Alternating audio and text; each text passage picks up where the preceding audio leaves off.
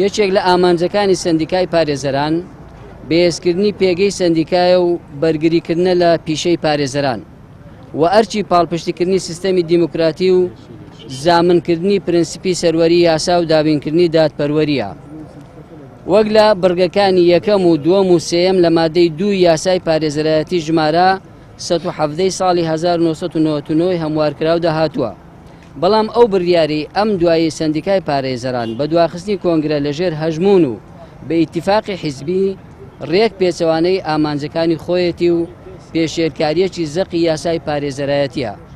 بەپێی مادەی 48 لە یاسایەکە دەبووە هەر 3 ساڵ جارێک هەڵبژاردن بۆ سەندیکا بکرێت و تا ئێستا 5 ساڵ بەسەر دو هەڵبژاردن تێپەڕیوە.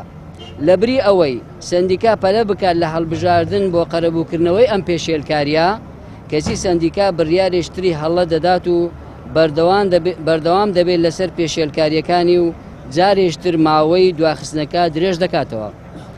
بۆیە ئێمە وەکو گروپی پارێزەرانی پیشەیی کە نوێنەرایەتی پارێزەرانی پیشەیی و ئازاد دەکەین، ناڕازین لەم بڕیارەی سەندیکا و ئیدانەی دەکەین. بەکارێکی دش بە یاسا و پیشەی پارێزەراتی دەزانین و لە بەرامبەر ئەم بڕیارە هەڵوێستی جددی وەردەگرین و هەموو ڕێکارێکی یاسایی و مەدەنی دەگرینە بەر. بەڵێن بە هەموو پارێزەرانی ئازاد دەدەین و کۆشش دەکەین بۆ هەڵبژاردننی سەندیکایەکی پیشەی و بێلایەن دوور لە دەستێوەردان و هەژمونی حیزب لە سەندیکا